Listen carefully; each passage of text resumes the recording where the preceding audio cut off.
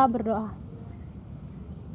Kami bersyukur Tuhan untuk segala berkat kasih karunia-Mu hingga pada saat ini. Kami masih boleh berkumpul melalui virtual untuk memuji dan memuliakan nama-Mu di ibadah Fakultas Teologi.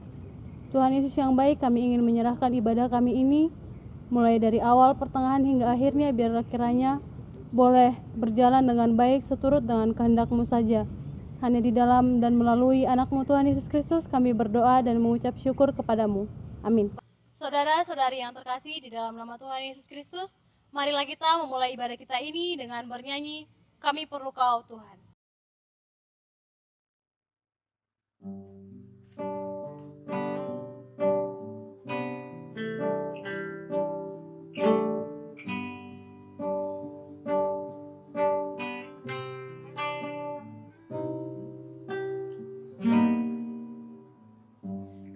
Kemanakah kami mencari kasih sejati?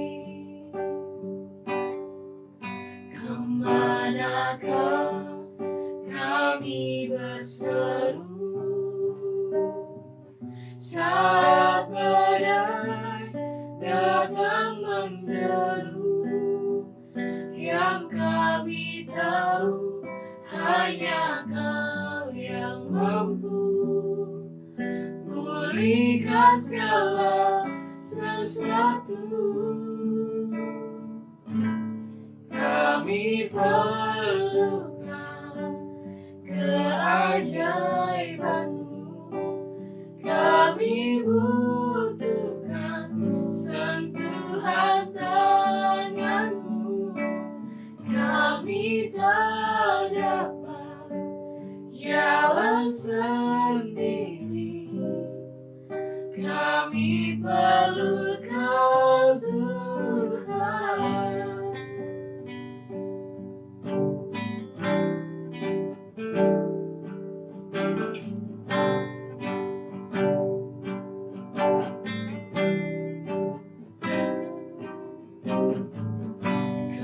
Kemanakah kami mencari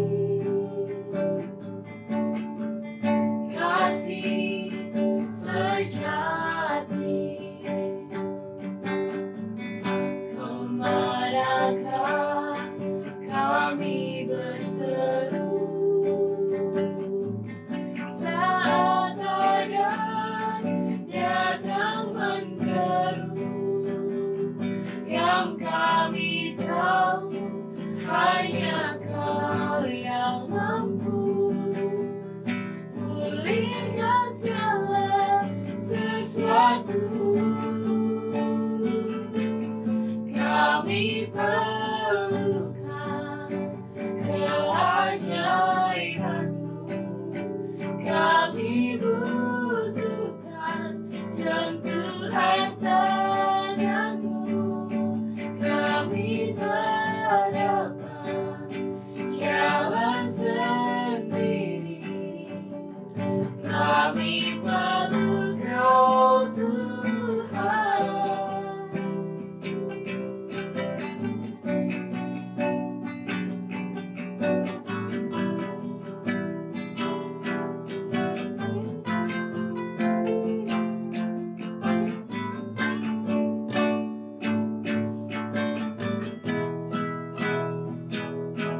Kami perlukan keajaiban-Mu, kami butuhkan sentuhan tangan-Mu. Kami tak dapat jalan sendiri, kami perlu Kau Tuhan. Kami perlu Kau Tuhan. Kami perlu Kau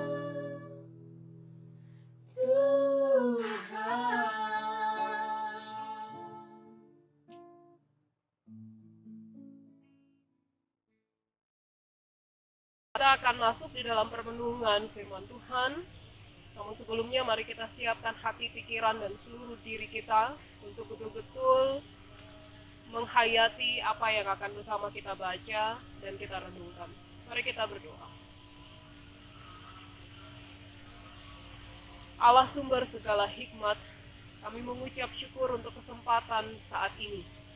Di tengah segala ragam aktivitas kami di minggu kedua di bulan November ini, bersyukur kalau kami sebagai satu keluarga besar Fakultas Teologi Universitas Kristen Satya Wacana di Salatiga boleh kembali bersekutu untuk terlebih mengalami perjumpaan secara pribadi dengan Tuhan melalui pemberitaan firman-Mu.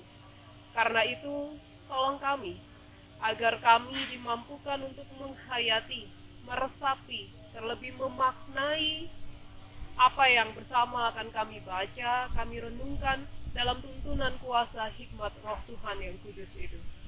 Terima kasih ya Tuhan, inilah kesediaan kami, kesiapan kami untuk bersama belajar, terlebih dididik melalui kebenaran firman-Mu yang menyelamatkan kami. Dimuliakanlah Engkau, firman yang kekal dari saat ini sampai selama-lamanya. Amin. Keluarga besar Fakultas Teologi UKSW, bacaan kita pada siang hari ini dari kitab Keluaran pasal 15, Keluaran pasal 15 ayatnya yang ke-27, ayatnya yang ke-27, saya bacakan untuk sekalian kita. Sesudah itu sampailah mereka di Elim. Di sana ada 12 mata air dan 70 pohon korma. Lalu berkemahlah mereka di sana, di tepi air itu. Sampai di situ pembacaan kita. Selamat siang, saya berharap semua kita tetap semangat, tetap ada sukacita, walaupun masih di situasi yang lekat dengan pelbagai krisis karena wabah pandemi COVID-19 ini. Iya, mendambakan kelegaan ketika kita sedang mengembara itu adalah satu hal yang pastinya ada di diri setiap kita.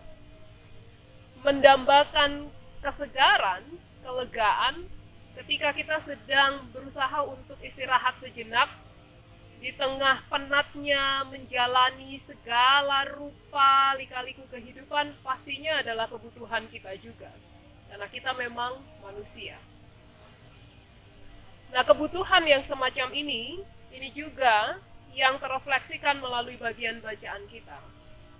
Bagian bacaan kita ini tidak terlepas dari beberapa ayat sebelumnya. Dari ayat 22 sampai dengan ayatnya yang ke-26. Yang berbicara tentang bagaimana umat Israel yang baru saja selesai menyeberangi Laut Teberau, kemudian mulai memasuki padang gurun. Bicara mengenai padang gurun, saya yakin kita semua bisa berimajinasi sejenak seperti apa gambaran situasi real kehidupan di padang gurun itu. Pastinya kalau bicara padang gurun, yaitu bicara panas. 40 sampai 50 derajat panasnya. Lalu gersang. Tidak banyak tanaman di sepanjang padang gurun itu. Berpasir, artinya kalau kita berjalan di atas pasir, lebih mudah atau lebih cepat terasa capek, terasa lelah, karena pijakannya nggak kokoh seperti kita berjalan di atas aspal atau di atas jalan raya yang beraspal atau yang bersemen. Sehingga bicara padang gurun pastinya lebih menghadirkan suasana yang penuh dengan rasa letih, capek, lebih mudah stres, lebih cepat haus, lebih cepat lelah. Nah, situasi yang semacam ini yang dialami oleh umat Israel. Jelas dikatakan pada ayatnya yang ke-22, 3 hari lamanya mereka berjalan di padang gurun Syur dan mereka nggak dapat air. Bisa kita bayangkan, 3 hari nggak dapat air. atau mungkin persediaan air mereka sudah habis. Mereka tidak bisa menemui satu sumber air yang bisa memberikan mereka tenaga baru lagi untuk kembali terus melanjutkan perjalanan menuju tanah yang dijanjikan itu. Nah, ketika mereka terus melanjutkan perjalanan 3 hari itu, mereka akhirnya ketemu mata air. Kita bisa bayangkan ya, betapa senangnya sudah berjalan 3 hari, kehausan, lelah, gak ketemu mata air, tiba-tiba ketemu mata air. Buru-buru pastinya mereka menikmati mata air itu. Tetapi ironis ya, dalam beberapa ayat lain, kita mendapati keterangan bahwa ternyata mata air yang mereka jumpai itu airnya pahit. Airnya gak bisa dinikmati, gak ada nikmat-nikmatnya. Sehingga bisa kita bayangkan suasana hati yang sudah lelah, yang mungkin sudah merasa sangat stres, 3 hari gak dapat air, capek, panas, dan seterusnya. Ketemu mata air udah senangnya minta ampun, tiba-tiba harus kecewa. Kita bisa bayangkan betapa jengkelnya, betapa semakin kesalnya, betapa semakin kecewanya umat Israel ketika mereka berhadapan dengan sumber mata air yang dikiranya bisa memberi satu kesegaran, justru malah tidak bisa memberikan apa-apa yang bisa dinikmati. Nah, dalam situasi seperti ini, jelas mereka kembali terpukul.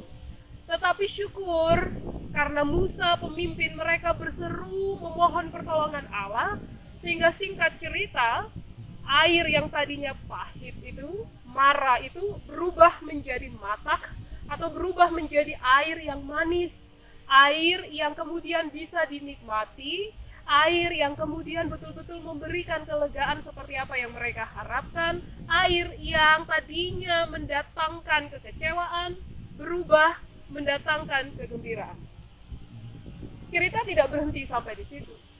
Cerita masih berlanjut. Selesai mereka menikmati air itu, mereka kembali melanjutkan perjalanan.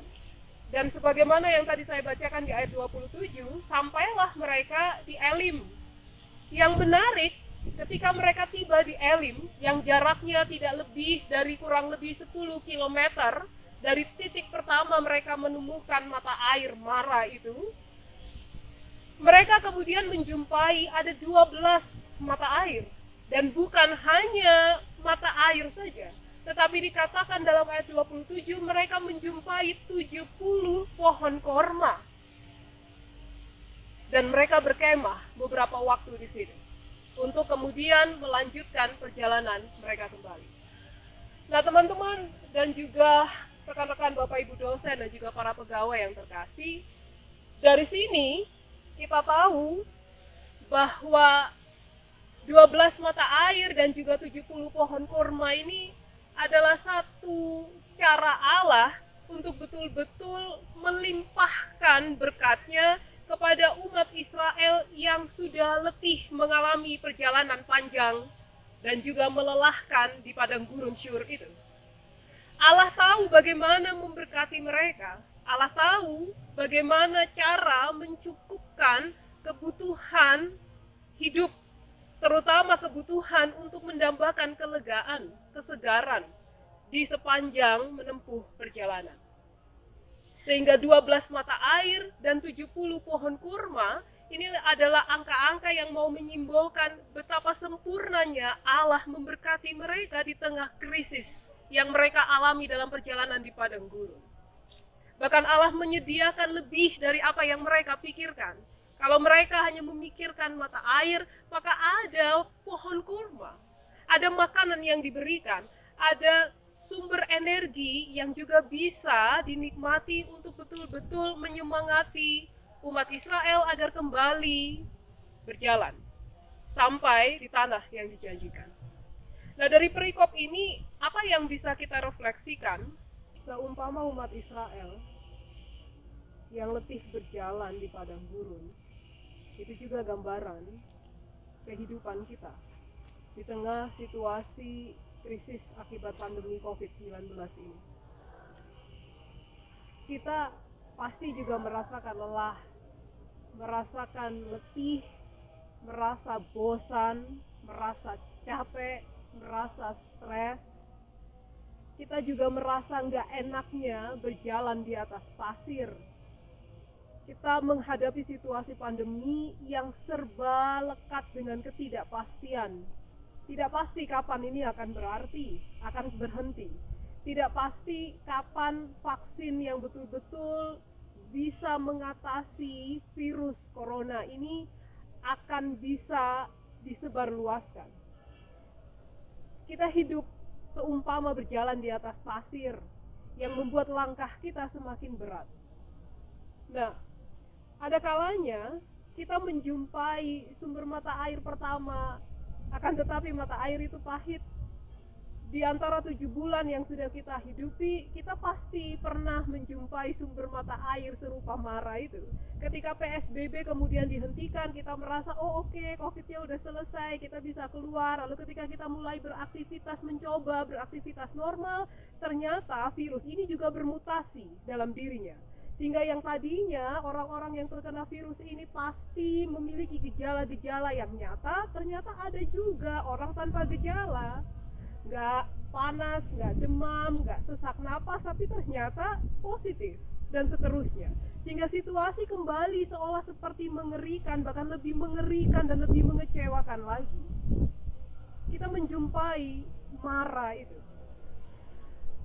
Akan tetapi, belajar dari pengalaman Israel yang kemudian berjumpa dengan 12 mata air dan juga 70 pohon korma, maka hal itu juga yang pastinya menjadi bagian kita dalam masa-masa yang lekat dengan krisis akibat pandemi ini.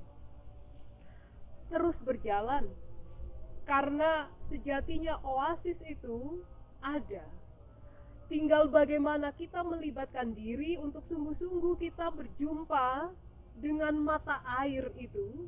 Tinggal bagaimana kita sungguh-sungguh menyemangati diri kita untuk terus berjalan sampai kita berjumpa dengan layaknya apa yang dijumpai umat Israel di Elim, 12 mata air dan juga 70 pohon kurma.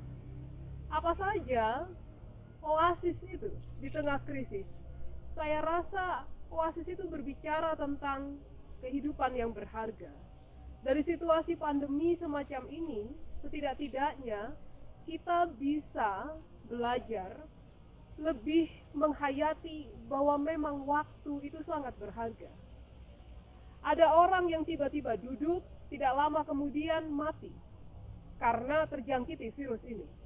Ada anak yang tiba-tiba dalam satu malam seperti mimpi di siang bolong kehilangan seluruh anggota keluarga sehingga dia menjadi yatim piatu secara mendadak karena seluruh anggota keluarganya wafat akibat wabah virus ini. Ada orang tua yang tiba-tiba harus meratapi nasibnya karena kehilangan pekerjaannya secara mendadak karena perusahaan di mana dia bekerja bangkrut, sehingga imbasnya keluarga juga hidup di dalam kengerian, ketidakpastian masih bisa makan atau tidak, anaknya masih bisa kuliah, sekolah atau tidak, dan seterusnya. Kita melihat angka kematian yang terus bertambah. Kita juga melihat angka penderita yang kemudian sembuh, baik itu sembuh secara total ataupun masih harus kembali lagi periksa, isolasi mandiri dan seterusnya juga bertambah. Seolah berkejaran dengan angka kematian yang rasanya sulit untuk disusul.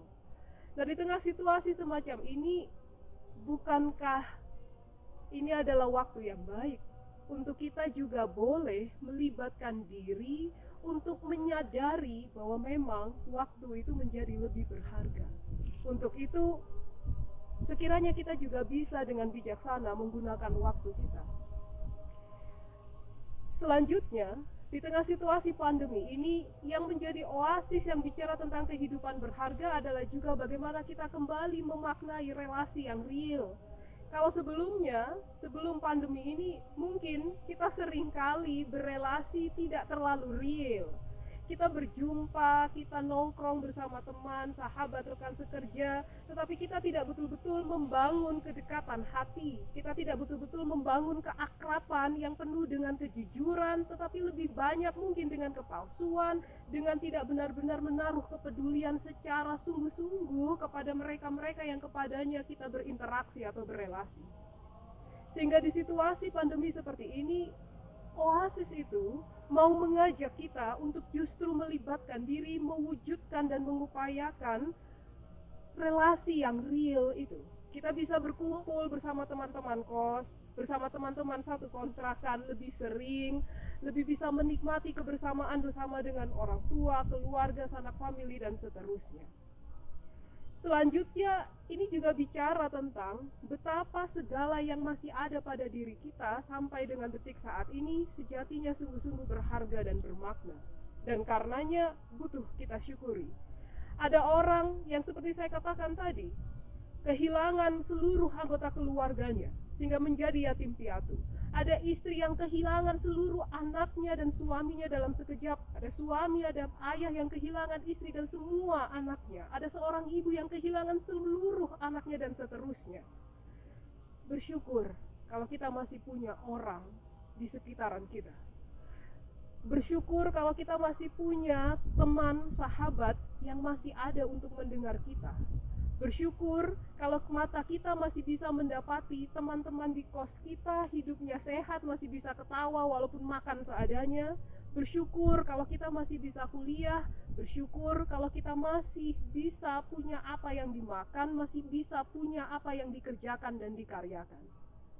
Nah, teman-teman keluarga besar Fakultas Teologi, pandemi memang lekat dengan krisis. Tetapi krisis bukan berarti lantas tidak bisa memberikan hal yang bermakna. Kebermaknaan di balik krisis bergantung pada seberapa mampunya kita untuk sungguh-sungguh melibatkan diri, merefleksikan apa yang berharga itu, mencari apa yang berharga itu, mewujudkan apa yang berharga itu. Supaya oasis itu betul-betul menjadi sesuatu yang nyata, kita alami, kita nikmati. Kiranya apa yang bersama boleh kita renungkan ini sungguh-sungguh dapat kita hidupi. Nikmatilah, syukurilah, hargailah, dan juga karyakanlah waktu beristirahat sejenak ini dengan betul-betul menghayati bahwa kehidupan ini sejatinya berharga. Krisis tidak menghalangi kita untuk kita tetap menghargai waktu, membangun relasi yang real, dan juga untuk kita mensyukuri segala yang masih ada pada kita. Tuhan memberkati. Amin. Teman-teman dan juga Bapak Ibu dosen, rekan-rekan sekalian, mari kita bersatu, bersehati di dalam doa. Kita ikut mendoakan beberapa pokok pergumulan kita. Saya hantarkan. Mari kita berdoa. Kami mengucap syukur untuk segala kasih karunia yang masih dapat kami nikmati sampai dengan hari ini.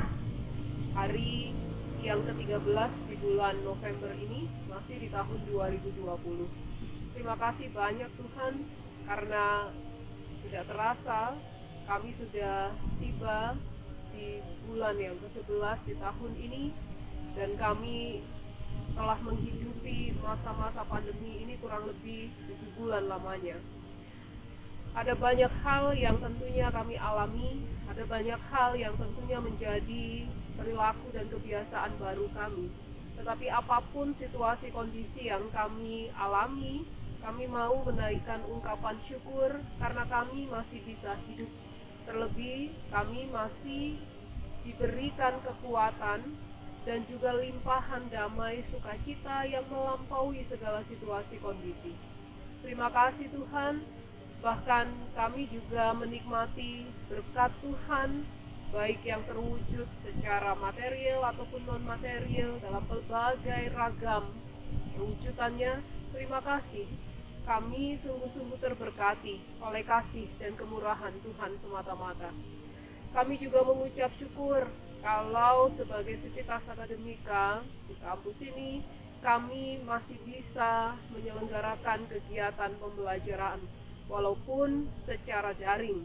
Tetapi kami mengucap syukur kalau kami masih bisa menimba pengetahuan, kami masih bisa mengajar selaku dosen, kami masih bisa bekerja menuntaskan tanggung jawab kami selaku karyawan, dan sebagai mahasiswa kami masih bisa menunaikan tanggung jawab belajar kami. Tuhan, terima kasih untuk kasih karunia ini. Kiranya Tuhan boleh terus memberkati semua kami dengan pelbagai fungsi dan peran kami masing-masing di kampus ini, agar kami tetap memberikan hanya yang terbaik, supaya kami boleh saling memberkati seorang dengan yang lain. Kami juga berdoa untuk setiap kami yang menggumuli apa-apa yang menjadi kebutuhan kami di masa-masa krisis seperti saat ini. Kami yang mengkhawatirkan kehidupan keuangan kami karena orang tua kami yang mungkin terkena dampak dari pandemi ini, ataupun kami yang mengkhawatirkan kesehatan kami, ataupun ada di antara kami yang juga bergumul untuk bisa pulih dari sakit penyakit yang sementara dialami, dan juga ragam pergumulan lainnya. Kami yang masih menggumuli bagaimana caranya untuk bisa berjumpa kembali dengan orang-orang yang kami sayangi karena keterpisahan jarak. Ya Tuhan, di atas semua pergumulan kami dan kebutuhan kami, kiranya Tuhan menguatkan kami, menolong kami agar kami tetap bersukacita dan mengucap syukur dari segala apa yang sementara kami alami. Kami percaya Tuhan tidak pernah terlambat dalam menyatakan pertolongan kepada setiap kami. Engkau selalu memberi dan menyediakan yang terbaik melampaui apa yang sanggup kami pikirkan. Kami juga berdoa untuk kota ini, kiranya Tuhan memberkati pemerintahan kota Salatiga beserta dengan tim Satgas Penanggulangan COVID-19. Kiranya Tuhan menolong mereka agar melalui setiap program, melalui setiap upaya penanganan pencegahan, semuanya boleh terlaksana dengan baik. Kami juga tak lupa membawa bangsa kami, pemerintahan kami. Tuhan memberkati mereka-mereka yang bekerja menaruh hati dengan takut akan Tuhan demi mendatangkan manfaat yang memberkati setiap warga masyarakat negara ini. Kiranya Tuhan memberkati. Kami menyerahkan sepenuhnya kehidupan bangsa negara kami di tengah situasi krisis ini ke dalam tangan pemeliharaan Tuhan. Begitu juga dengan seluruh negara lainnya di muka bumi ini yang sama-sama bergumul, sama-sama berjuang untuk juga boleh memikirkan langkah-langkah antisipatif ataupun langkah-langkah penanggulangan, upaya untuk mencari vaksin, upaya untuk terus menggumuli apa obat yang terbaik demi mengobati ataupun demi menghentikan laju persebaran wabah pandemi virus corona ini. Kiranya Tuhan memberkati semua usaha yang betul-betul dikerjakan dalam ketulusan dan kesungguhan demi membawa apa yang bermanfaat atas nama kemanusiaan. Terima kasih Tuhan, kami mengucap syukur juga untuk pelaksanaan ibadah fakultas pada saat ini. Tuhan memberkati semua tim yang sudah boleh bekerja, memberikan apa yang terbaik dalam pelayanan di siang hari ini. Inilah syukur dan sembahyang kami. Di dalam nama Tuhan kami Yesus Kristus kami berdoa, kami mengucap syukur, dan kami percaya Tuhan bekerja seturut dengan apa yang Tuhan pandang baik. Jadilah kehendak-Mu di atas kehendak kami. Dimuliakanlah Engkau dari saat ini sampai kekal selama-lamanya. Amin.